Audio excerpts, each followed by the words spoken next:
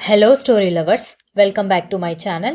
Possessive Husband, Innocent Wife, Part 14. Mahalakshmi మాటలతో దక్ష బాధపడుతూ ఏడుస్తూ కూర్చోవడంతో భాస్కర్ కూడా బయటికి వెళ్ళిపోతే దక్ష తమ్ముడు చెల్లెలు లోపలికి వచ్చి, ఏమైందక్క, బావగారు జపాన్ నుంచి ఇండియాకి వస్తున్నారు అంటే నీ ఫేస్లో కనిపించిన సంతోషం ఏమైపోయింది అని అడిగారు. అవన్నీ తర్వాత చెప్తాను, ప్లీజ్ నన్ను ఎవరూ కదిలించకండి అని రిక్వెస్ట్ చేయడంతో ఇక అక్కని ఇబ్బంది పెట్టలేక వాళ్ళు బయటికి వెళ్ళిపోయారు. ఆ రోజు మొత్తం భాస్కర్, మహాలక్ష్మి ఎవరూ కూతురుతో మాట్లాడలేదు. చెల్లెలు తమ్ముడు మాట్లాడడానికి వచ్చినా దక్ష ఎప్పుడు చూడు ఏడుస్తూనే ఉండడంతో వాళ్ళకి ఏం చేయాలో తెలియక మళ్ళీ తిరిగి వెళ్ళిపోయేవాళ్ళు. కర్ణ కూడా రెస్ట్లెస్గా ఉన్నాడు. దక్ష ఎందుకు కాదని చెప్పిందో అర్థం కాలేదు. ఆమె నేచర్ ముందు నుంచి కొంచెం బిడియంగా ఉంటుందని అతనికి తెలుసు. ఎయిర్పోర్ట్లో తనని కౌగిలించుకున్న విధానంలో ఆమె తనని మిస్ అయిందని అర్థమైంది. గుళ్ళో కూడా హుషారుగా ఉంది. పూజారి గారిని కలిసి మాట్లాడిన తర్వాతే ఏదో జరిగింది. దాంతో కర్ణ వెంటనే మేనేజర్ని ఆఫీస్ అవర్స్ డిస్టర్బ్ అవ్వకుండా స్టాఫ్ అందరినీ కేర్ఫుల్గా అబ్జర్వ్ చేయమని చెప్పి గుడికి బయలుదేరాడు. కర్ణ గుడికి వెళ్లేసరికి భక్తులకి అర్చన, అభిషేకాలు చేస్తూ పూజారి బిజీగా ఉండడంతో అతని వైపు చూస్తూ, నేను మీతో కొంచెం మాట్లాడాలి అని పిలవడంతో ఆ మాటకి తల తిప్పిన పూజారికి కర్ణ కనిపించడంతో, ఏమైంది బాబు అని అడిగాడు పూజారి. మీతో మాట్లాడాలి పూజారి గారు, త్వరగా రండి అని మళ్ళీ ఇంకొకసారి పిలవడంతో మరొక పూజారిని పిలిచి భక్తులని చూసుకోమని చెప్పి కర్ణ దగ్గరికి వచ్చాడు పూజారి. కర్ణ పూజారి వైపు చూసి పక్కకి వెళ్లడంతో కర్ణ ఉద్దేశం అర్థమైన పూజారి కర్ణని ఫాలో అవ్వడంతో గుడి వెనుక ఎవరూ లేని ప్రదేశానికి తీసుకువెళ్ళి, నిన్న హోమం జరుగుతున్నప్పుడు మీరు నాకు కాబోయే భార్యని పక్కకి తీసుకువెళ్ళి ఏం మాట్లాడారు అని అడగడంతో పూజారి తడబడి దిక్కులు చూస్తూ ఉంటే, మిమ్మల్నే అడుగుతున్నాను పూజారి గారు, తనతో ఏం చెప్పారు, పెళ్లి వద్దంటే వద్దని గొడవ చేస్తుంది అని చెప్పడంతో పూజారి ఆశ్చర్యపోయాడు. నిజంగా దక్ష కర్ణ గురించి భయపడి పెళ్లి ఆపేస్తుందని పూజారి ఎక్స్పెక్ట్ చేయలేదు. ఎందుకంటే దక్ష వాళ్ళ పరిస్థితి, కర్ణ వాళ్ళ పరిస్థితి పూజారి గారికి తెలుసు. లేక లేక డబ్బు ఉన్న వాళ్ళ సంబంధం వస్తే ఈ నిజం తెలిసినా కూడా దక్ష అంత సులభంగా ఈ పెళ్లి కాదనుకుంటుందని పూజారి ఎక్స్పెక్ట్ చేయలేదు. అందుకే ఈ విషయం తెలిసి వసుంధర వాళ్ళు పెళ్లి ఆపుకుంటే ఒక ఆడపిల్ల జీవితాన్ని తను నాశనం చేసినట్టు అవుతుందని ముందు ఈ విషయం దక్షతో చెప్పాడు. కానీ కర్ణ మాటలు వింటుంటే పూజారికి నిజంగానే ఆశ్చర్యంగా అనిపించింది. మీరేం మాట్లాడుతున్నారో నాకు అర్థం కాలేదు బాబు అని పూజారి అడిగేసరికి, మీరు దానితో ఏ విషయం గురించి మాట్లాడారో ఆ విషయం గురించే మాట్లాడుతున్నాను. అసలు ఆ రోజు తనతో ఏం చెప్పారు అని అడుగుతూ ఉంటే పూజారి ఏం చెప్పాలో తెలియక దిక్కులు చూస్తుంటే, పూజారి గారు, మీరు పవిత్రమైన గుడిలో పూజలు చేసే పూజారి గారు కాబట్టి నేను మర్యాదగా అడుగుతున్నాను. అదే మీ స్థానంలో ఇంకెవరైనా ఉంటే నేను ప్రశ్నించే పద్ధతి వేరుగా ఉండేది.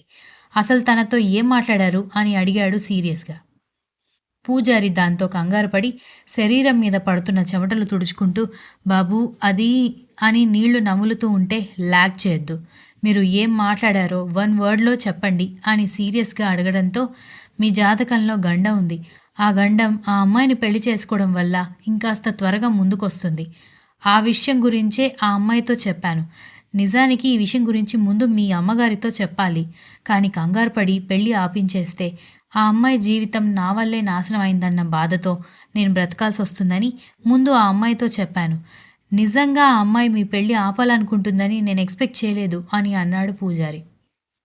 వాళ్ళది మిడిల్ క్లాస్ ఫ్యామిలీ కాబట్టి మా ఫ్యామిలీతో సంబంధం పోగొట్టుకోలేక ఈ విషయాన్ని దాచిపెట్టి నన్ను పెళ్లి చేసుకుంటుంది అని మీరు ఎక్స్పెక్ట్ చేశారు కదా అని కర్ణ సీరియస్గా అడగడంతో పూజారి ఆశ్చర్యంగా అవును అన్నట్టుగా తల ఊపడంతో, అదే వేరే ఇంకెవరైనా అయ్యుంటే అలాగే చేసేవారు. కానీ ఇదొక పిచ్చిది, ఇది అలా ఆలోచిస్తుందని ఎలా అనుకుంటున్నారు? దానికంటే పేదరికంలో బ్రతుకుతున్న అమ్మాయిలు కూడా నా ఆఫీస్లో పనిచేస్తూ బాస్ అన్న గౌరవం లేకుండా నన్ను వలలో వేసుకోవడానికి ట్రై చేసిన వాళ్ళు కూడా ఉన్నారు.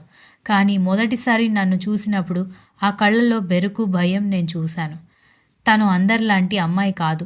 డబ్బు, హోదా కాదు తనకి కావాల్సింది, ఆనందం, ఫ్రీడమ్.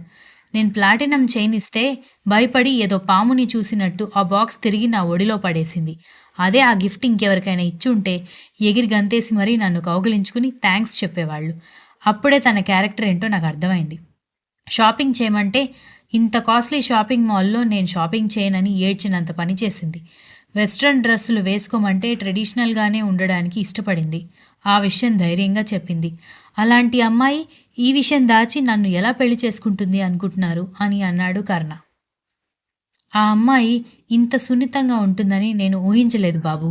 కానీ తన పసుపు కుంకుమలకి చెడు జరుగుతుందని ముందు ఆ అమ్మాయికి ఈ విషయాన్ని చెప్పాను. నిజంగానే మీకు గండ ఉంది అనగానే నిజంగా నాకు గండ ఉంటే తనతో బ్రతికి ఆ కొన్ని రోజులు నాకు చాలు. అనవసరంగా ఈ విషయం తనతో చెప్పి చాలా పెద్ద తప్పు చేశారు అని కోపంగా చూస్తూ గుడి దాటి వెళ్ళిపోయాడు కర్ణ. కర్ణ దక్ష వాళ్ళ ఇంటికి వచ్చేసరికి మహాలక్ష్మి, భాస్కర్, దక్ష తమ్ముడు, చెల్లెలు రెడీ అయ్యి ఎక్కడికో వెళ్తూ ఉండడంతో కారులో నుంచి దిగకుండా వాళ్ళని గమనిస్తూ కూర్చున్నాడు. ఏవండి, ఇప్పుడు ఈ ఫంక్షన్కి వెళ్ళకపోతే ఏమైంది? ఒకవైపు కూతురు పెళ్లి ఆగిపోయి నాకు చిరాకుగా ఉంటే ఈ టైంలో బంధువుల పెళ్లికి వెళ్ళడం అవసరమా? మీ అమ్మాయి పెళ్లి కుదిరింది అంటగా, ఎప్పుడు అని అడిగితే ఏం సమాధానం చెప్పాలి అని మహాలక్ష్మి తిట్టుకుంటూ ఉంటే వాళ్ళకి సమాధానం చెప్పాల్సి వస్తుందని పెళ్లికి వెళ్ళకపోతే మనమే లేని డౌట్ క్రియేట్ చేసినట్టుగా ఉంటుంది. ఒకవేళ వాళ్ళు అంతగా అడిగితే కొన్ని రోజులు పోస్ట్పోన్ అయిందని చెబుదాం. కారణం ఏంటి అంటే అబ్బాయి బిజినెస్ పని మీద వేరే ఊర్లో ఉంటున్నాడు, మధ్యలో రావడానికి కుదరట్లేదు అని చెబుదాం. కొన్ని రోజులకి వాళ్లే మర్చిపోతారు. ఒకవేళ ఈ పెళ్లి జరిగితే మంచిదే. లేదు, వసుంధర గారు పెళ్లి ఆపేద్దామని నిర్ణయించుకుంటే ఆలోపే అందరూ మర్చిపోతారు అని భాస్కర్ చెప్పడంతో ఇష్టం లేకుండా బయటికి వచ్చేసింది మహాలక్ష్మి. అమ్మ, అక్కని కూడా తీసుకువెళ్దాం. 2 రోజుల నుంచి ఏడుస్తున్నట్టుగానే ఉంది అని దక్ష తమ్ముడు దిగులుగా తల్లి వైపు చూసి చెబుతూ ఉంటే ఆ మాటలు విన్న కర్ణ ఎక్స్ప్రెషన్ సీరియస్గా మారింది. దాని గురించి నా దగ్గర మాట్లాడేలా ఉంటే మీరు కూడా ఇంట్లోనే ఉండండి. అంత పెద్దవాళ్లు కోరి సంబంధం అడిగి మన ఇంటికొస్తే పరువు మొత్తం తీసేసింది. అప్పటికి మీ అక్క ఏదో ఎలిజబెత్ మహారాణిలాగా ఫీల్ అవుతోంది. ఈ సంబంధం కాకపోతే ఇంకొక రాజావారి సంబంధం క్యూలో ఉన్నట్టుగానే ప్రవర్తిస్తోంది. దానివల్ల వసుంధర గారి దగ్గర నేను మొహం కూడా చూపించలేకపోతున్నాను. మీ అక్క మీద మీకు అంత ప్రేమ ఉంటే మీరు కూడా ఇంట్లోనే ఉండండి అంటూ బయట ఆగి ఉన్న ఆటోలో వెళ్ళి కూర్చుంది మహాలక్ష్మి. ఇంతలో దక్ష తమ్ముడు, చెల్లెలు దూరంగా ఆపిన కారులో నుంచి కర్ణ కనిపించడంతో మీరు కూడా వెళ్ళిపోండి అని అతను సైగ చేయడంతో విషయం అర్థమైపోయి సరేలే వస్తామని అంటూ వాళ్ళు కూడా ఆటోలో కూర్చోవడంతో భాస్కర్ కూడా ఆటో ఎక్కిన తర్వాత ఆటో అక్కడి నుంచి వెళ్ళిపోయింది. వాళ్ళు వెళ్ళిపోయిన తర్వాత కర్ణ కార్ ఇంటి ముందు పార్క్ చేసి లోపలికి వెళ్ళి డోర్ కొట్టడంతో ఇప్పుడే కదా అమ్మ వాళ్ళు పెళ్లికి వెళ్ళారు, ఈలోపై ఎవరొచ్చారు అనుకుంటూ డోర్ ఓపెన్ చేయడంతో కర్ణ కనిపించేసరికి షాక్ అయింది దక్ష. మీరేంటిక్కడ అని అడుగుతూ మొహం తిప్పుకోవడంతో నేను రాకూడదా? మన పెళ్ళి కొన్ని రోజులు ఆపుదామని చెప్పింది మమ్మీ, అంతేకాని క్యాన్సిల్ చేయలేదు అని కర్ణ చెప్పగానే దక్ష ఆశ్చర్యంగా అదేంటి అత్తయ్యని పెళ్ళి క్యాన్సిల్ చేయమని చెప్పాను కదా, ఈయన ఇలా మాట్లాడుతున్నారేంటి అనుకుంది దక్ష. ఆ పక్కకి జరుగు అంటూ ఆమెని పక్కకి జరిపి అతను లోపలికొచ్చి సోఫాలో కూర్చోవడంతో ఇంట్లో అమ్మా నాన్న ఎవరూ లేరు, మీరు ఈ టైంలో రావడం కరెక్ట్ కాదు, మీరేమైనా మాట్లాడాలనుకుంటే అమ్మా నాన్నతో మాట్లాడండి, ఏమనుకోకుండా దయచేసి ఇప్పుడు వెళ్ళిపోండి అని చెప్పడంతో లేదు వెళ్ళను, నీతో మాట్లాడాలి అంటూ ఆమె చేయి పట్టుకుని లాగడంతో వెళ్ళి అతని పక్కన పడిపోయింది. ఏం చేస్తున్నారండి మీరు అని దక్ష కంగారుగా అడుగుతుంటే ఇప్పుడు చెప్పు, ఆ రోజు అంతమంది ఉండేసరికి అడగలేదు, నువ్వు పెళ్లి క్యాన్సిల్ చేయమని చెప్పడానికి కారణం ఏంటి అని అడగడంతో దక్ష కంగారు పడుతూ నాకు మిమ్మల్ని పెళ్లి చేసుకోవడం ఇష్టం లేదు అనగానే రియల్లీ, అది నా కళ్ళల్లోకి చూస్తూ చెప్పు అనగానే కంగారుగా అతని వైపు చూసింది. చెప్పు, ఇప్పటి వరకు చెప్పినంత డేర్గా నా కళ్ళలోకి చూస్తూ మిమ్మల్ని పెళ్లి చేసుకోవడం నాకు ఇష్టం లేదని ఐ కాంటాక్ట్ మిస్ చేయకుండా చెప్పు అని చెప్పడంతో అతని కళ్ళలోకి చూస్తూ నాకు మిమ్మల్ని అంటూ ఆ తర్వాత మాట చెప్పలేక కళ్ళల్లో నీళ్లు తిరగడంతో చెప్పు, ఎందుకు ఆగిపోయావు అని అడిగాడు. పెళ్ళి ఇష్టం లేదని ఎవరికి చెప్తే ఏంటి, ఎలా చెప్తే ఏంటండి, అయినా మీకేం కర్మ పట్టింది నన్ను బ్రతిమాలుకోవడానికి?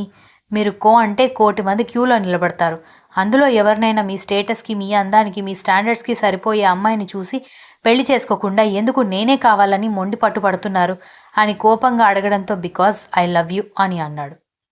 ఆ మాట వినగానే గుండె వేగం పెరిగి కళ్ళలో నీళ్లు సుడులు తిరిగి అతని వైపు చూడలేక మొహం పక్కకి తిప్పుకోవడంతో ఎందుకు దిక్కులు చూస్తూ కూర్చుంటున్నావు, నా వైపు తిరిగి మాట్లాడు అని అడిగాడు. నాకు 2 రోజుల నుంచి ఫీవర్గా ఉంది, దయచేసి నన్ను విసిగించొద్దు, మీకు నమస్కారం పెడతాను, ప్లీజ్ ఇక్కడ నుంచి వెళ్ళిపోండి.